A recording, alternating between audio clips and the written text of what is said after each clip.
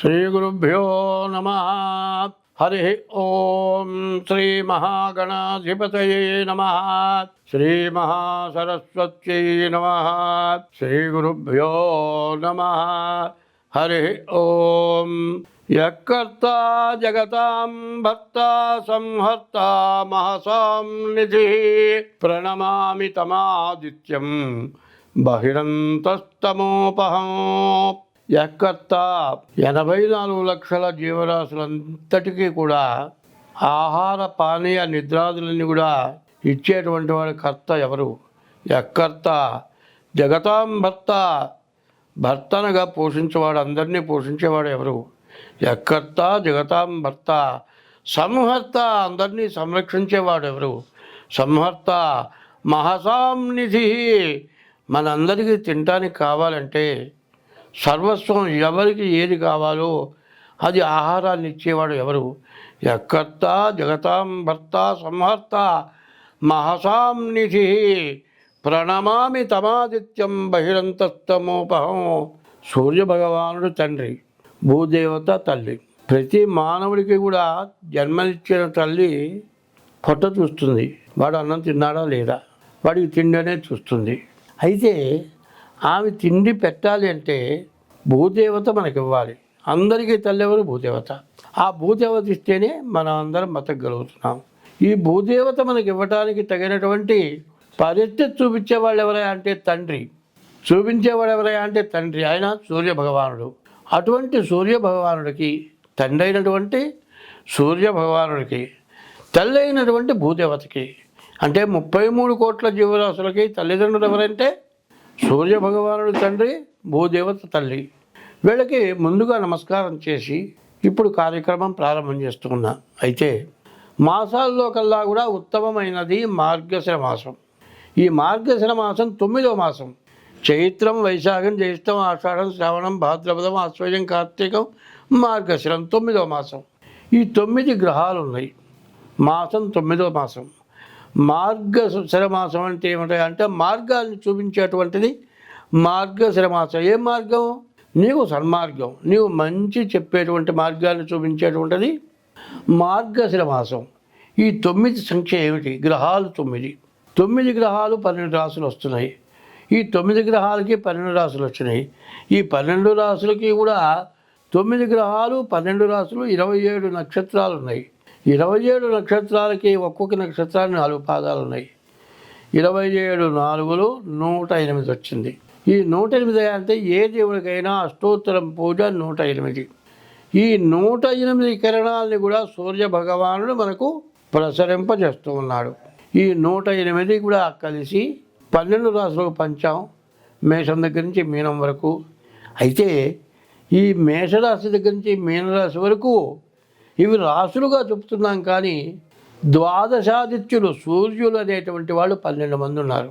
ఎవరంటే ఆదిత్యోర్కోరవిర్భాస్కరశ్చ దివాకర మార్తాండ సవితా హీరస్తీక్షణాంశుర్మిహిరో రవి. ఆదిత్య అర్క రవి భాను భాస్కర దివాకర మార్తాండ సవిత హేళి తీక్షణాంశు మిహిర రవి. ఈ 12 పేర్లు ఉన్నాయి. ఈ 12 మంది సూర్య భగవానులే. అయితే 12 రకాలుగా మనని విభజించి మన జ్యోతిష్యం చెప్పారు. అయితే ఇప్పుడు వచ్చేప్పటికి ఉత్తరాయణం, దక్షిణాయనం వస్తుంది. ఇప్పుడు జరుగుతోంది దక్షిణాయనం. మార్గశిర మాసం మొత్తం దక్షిణాయనం. ఉత్తరాయణం వచ్చేప్పటికి కదా జనవరి 14వ తారీఖుకి ఉత్తరాయణం. మకర సంక్రమణ ప్రయుక్త ఉత్తరాయణ మహాపరవడి పుణ్యకాలం అనుకుంటున్నాం. ఆ పుణ్యకాలం ఎటువంటిది మనం తెలుసుకోవాలి. ఇప్పుడు కూడా సూర్య భగవానుడు ఉత్తరంలో ధనస్సులోకి ధనస్సు నుంచి మకరానికి వస్తాడు. ఈ మార్గశిర మాసం మొత్తం ధనస్సులో ఉంటాడు. పుష్యమాసంలో 14వ తారీఖు కానీ 15 కానీ మరి మకరంలోకి వస్తాడు. మకర సంక్రమణ ప్రయుక్త ఉత్తరాయణ మహాపరవడి పుణ్యకాలం ఉన్నారు. అయితే ఇది పుణ్యం అంటే ఏమిటి? పుణ్యం అంటే ఎట్లా ఉండాలి, పాపం ఎట్లా ఉండాలి, రెండు తెలుసుకోవాలి. అందరం దేవతను పూజ చేస్తున్నాం, ఎవరి దేవుళ్ళని వాళ్ళు పూజ చేస్తున్నారు. మరి సహస్ర శీర్షం దేవం అన్నారు. మరి 1000 తలకాయలు ఉన్నాయట, 1000 మంది దేవతలు ఉన్నారు. ఒక్క శరీరానికే 1000 తలకాయలు ఉన్నాయి. ఈ దేవతలందరినీ పూజిస్తున్నారు. ఎవరి దేవతను వాళ్ళు పూజించుకొని వద్దంటల్లా. హిందూ మతంలోనే 1000 మంది దేవతలు ఉన్నారు. ఈ 1000 మంది దేవతల్లో ఇప్పుడున్న మతాల్లో వాళ్ళు కూడా ఈ దేవతల్లోనే అని చెప్పాలి. దేవుడు అనేవాడు ఒక్కడే. అటువంటి దేవుణ్ణి పూజించేటప్పుడు నేను నువ్వు వేరు, నేనే ఉన్నాను అని అనుకునేటువంటి అహంకారాన్ని వదిలి ఎప్పుడు కూడా ఏం చేయాలి? దైవం మీద పూర్తిగా మనస్సుని నిలిపి దైవాన్ని పూజించడం కావాలి. ఆ దైవాన్ని పూజించాలంటే అహంకారం మర్చిపోవాలి. ఈ అహంకారం మర్చిపోయి దైవాన్ని పూజించాలి.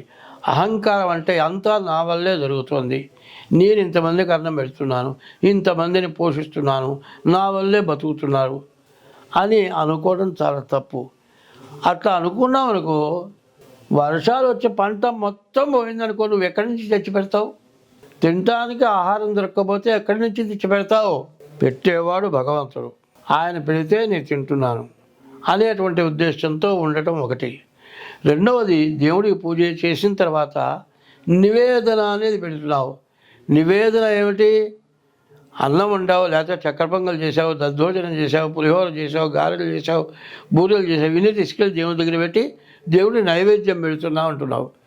నైవేద్యం పెట్టడానికి ఇవేమైనా నువ్వు సృష్టించావా? బియ్యం సృష్టించావా? ఈ పదార్థాలన్నింటినీ కూడా నువ్వు సృష్టించావా? నువ్వు సృష్టించలే, భగవంతుడు ఇచ్చాడు. ఆ భగవంతుడికి నివేదన పెట్టడానికి నువ్వెవడివి? దేవుడికి నువ్వు పెట్టేదేంది? దేవుడు నీకు పెడుతున్నాడు. అటువంటప్పుడు దేవుడికి నివేదన అనేది కాదు అర్థం. ఆ నివేదన దానికి అర్థం ఏంటంటే, స్వామి మమ్మల్ని బతకమని, మమ్మల్ని బతికించడానికి ఇవన్నీ నువ్వు ఇచ్చావయ్యా, ఇదిగో నీ దగ్గర చూపించి నేను తింటున్నా, నీకు చూపించిన పదార్థం నేను తింటే అమృతం అవుతుంది అని చూపించడం. అదే చూపిస్తూ నివేదన అనే పదానికి అర్థం ఏంటంటే, నీకు ఏదైనా కడుపులో బాధ, ఆవేదన అంటే నీకేదో కావాల్సింది రాకపోవటం, ఇతరుల వల్ల నీకు ఇబ్బందులు కలగటం, నీకే రకరకాలైన బాధలు, అనారోగ్యం కావచ్చు, ఇటువంటి బాధలు వచ్చినప్పుడు అదేం చేస్తావు? ఎవరికో చెప్పద్దు, భగవంతుడికి చెప్పటమే నివేదన. నీలో ఉన్న ఆవేదనని దేవుడికి చెప్పుకోవటం నివేదన. ఈ రకమైనటువంటి మనస్తత్వంతో దేవుణ్ణి పూజించాలి. దేవుణ్ణి పూజించేటువంటి వాడు ఎప్పుడు కూడా నా దేవుడు వేరు, నీ దేవుడు వేరు, నా మతం వేరు, నీ మతం వేరు, హిందూ మతం, క్రిస్టియన్ మతం, ముస్లిం మతం, ఇట్లా రకరకాల మతాలు ఉన్నాయి. ఎవరి మతం వాళ్ళకి గొప్పదే కావచ్చు, కానీ నా మతం గొప్పది, నీ మతం తక్కువ అనేటువంటి ఉద్దేశమే రెట మతం అంటారు. మతం అనేది అందరినీ మంచి చెప్పేదే మతం.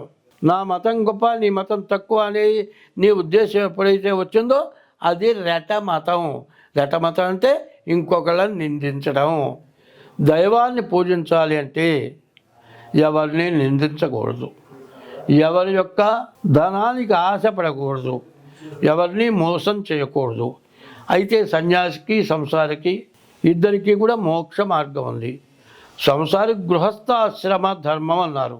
గృహస్థు అంటే వివాహం చేసుకొని భార్యాభర్తలిద్దరు కూడా సత్య ధర్మాలకు కట్టుబడ్డ వాళ్ళు మరి గృహస్థులు అంటారు. గృహస్థు అంటే గృహిణి అంటే భార్య, గృహం అంటే ఇల్లు. ఈ గృహిణి ఈ గృహాన్ని జాగ్రత్తగా చూస్తుంది. ఈ గృహం చూడాలంటే ఈ గృహం ఎక్కడ ఉన్నది, నా గృహం, నీ గృహం, ఇంకోటి గృహం, ఎవరి గృహం కాదు. ఇక్కడికి వచ్చేప్పటికి ఈ హృదయమే గృహం. ఈ హృదయం గృహం అంటే, హృదయం అంటే ఏమిటి? 4 అక్షరాలు. హృ ద య ము 4 అక్షరాలు. ఈ 4 అక్షరాల్లో ఈ చివరి అక్షరం తీసేద్దాం. హృదయము. మధ్యలో 2 అక్షరాలు ఉన్నాయి, దయ అనేది ఉంది. నీకు గనక దయ ఉంటే ఏ జీవరాశికి అపకారం చేయకుండా, ప్రతి జీవరాశి కూడా హృదయం ఉంది, ఆత్మ ఉంది, జీవాత్మ, ఇది పరమాత్మ అనే ఉద్దేశంతో ప్రతి జీవరాశిని కూడా దేవగణంగా పూజించాలి, దేవతలుగా పూజించాలి. చెట్టులో జీవం ఉంది, పుట్టలో ఉన్న సర్పానికి జీవం ఉంది, ప్రతి జీవరాశికి కూడా ప్రాణి ఉంది. ఈ ప్రాణి ఈ హృదయంలో ఉంది. ఈ హృదయంలో ఉన్నటువంటి దేవుణ్ణి నీవు చూడాలి అంటే నీకు దయ కావాలి. ఈ దయ కలిగి దేవతా పూజ చేయాలి. ఈ దేవతా పూజ చేయడానికి ఆశ్వేజం దగ్గర నుంచి భాద్రపదం దగ్గర నుంచి భాద్రపదం, ఆశ్వేజం, కార్తీకం, మార్గశిరం, పుష్యం ఈ 5 నెలలు వచ్చినాయి. మరి ఏమవుతుంది? ఆషాఢ మాసం వచ్చేప్పటికల్లా తొలి ఏకాదశి. ఈ తొలి ఏకాదశి రోజున శ్రీ మహావిష్ణువు యోగ నిద్రకి పాల సముద్రంలోకి వెళ్ళాడు. ఆయన ఎప్పుడు వచ్చాడు? కార్తీక శుద్ధ దశమి ఏకాదశి రోజుకి భూలోకంలో తులసి వనంలోకి యోగ నిద్ర అయిపోయి భూలోకంలోకి వచ్చాడు. అది 4 మాసాలు. చాతుర్మాసాలు అన్నారు, చాతుర్మాస వ్రతం అన్నారు. ఈ చాతుర్మాస వ్రతం అంటే ఏ దేవతనైనా సరే నీవు మనస్ఫూర్తిగా మొట్టమొదటి దేవుడు గణపతి. ఈ గణపతి ఎవరు? దేవగణాలందరికీ కూడా అధిపతి గణపతి. కాబట్టి ముందుగా గణపతిని పూజించాం. తర్వాత మాతృదేవత తల్లి. తల్లిని మించిన దైవం లేదు. 2 ఆశ్వేజ మాసంలో అమ్మవారిని పూజించాం. కార్తీక మాసం వచ్చేప్పటికి పరమేశ్వరుడు, అందరినీ సంరక్షించేటువంటి వాడు పరమేశ్వరుడు. భాద్రపద మాసం గణపతి, ఆశ్వేజ మాసం అమ్మవారు, కార్తీక మాసం వచ్చేప్పటికి ఈశ్వరుడు, మార్గశిరం, పుష్యం, మాఘం ఈ 3 నెలలు కూడా విష్ణుమూర్తిని పూజిస్తాం. ఈ విష్ణుమూర్తిని పూజించాలంటే మనస్సు ఎప్పుడూ కూడా అన్యమైనటువంటి మనస్సు కాకూడదు. దేనికి ఆశపడుతున్నావు? ధనం వల్ల. మరి ధనమే కాకుండా కామిని, మరి స్త్రీ వల్ల, ధనం వల్ల నీవు తప్పు చేస్తున్నావు. అది తప్పు చేయకుండా సర్వము దైవమయం అనుకొని దైవంగా పూజించేటట్లయితే సర్పం కూడా మనల్ని ఏమి చేయదు. ఎందుకంటే బ్రాహ్మణానాం అనేకత్వం, సర్పాణం మతి నిద్రయోహో, గజానాం మందబుద్ధిశ్చ, త్రిభి లోకోపకారక. బ్రాహ్మణులు ఏకత్వంగా అందరూ కలిసి ఉండరు. అందరూ కలిసి ఉంటే దేశం పనికి రాదు. దేశం అందరికంటే కూడా వీళ్ళు గొప్పవాళ్ళేను.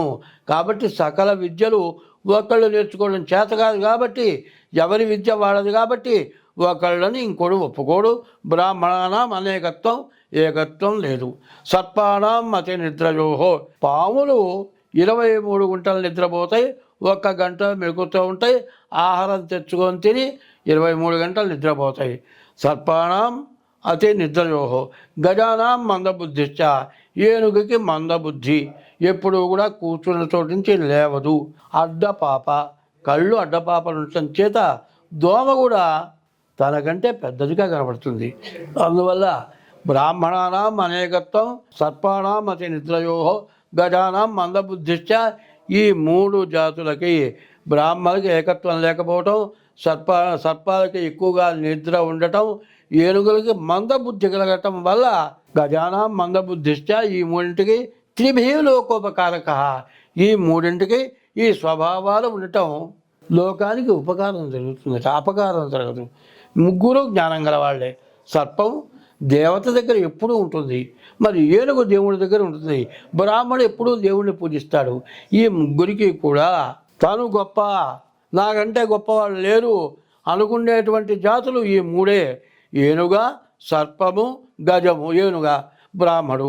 ఈ 3 ఈ విధంగా ఉండటం చేత దేశమంతా సుభిక్షంగా ఉంటుంది. అయితే వీళ్ళందరూ బ్రాహ్మణ, క్షత్రియ, వైశ్య, శూద్ర 4 జాతులు ఇచ్చారు. ఈ 4 జాతులు ఎవరి వృత్తులు వాళ్ళు చేస్తున్నారు. ఎవరి వృత్తులు వాళ్ళు చేస్తూ ఒకళ్ళకి ఒకళ్ళు సహకరిస్తున్నారు. రైతు ఉన్నాడు, మరి వ్యవసాయం చేస్తేనే మనకు ఆధారం. వైశ్యుడు ఉన్నాడు, అన్ని ఒక చోట సమకూర్చి అమ్మితే మనకు ఆహారం.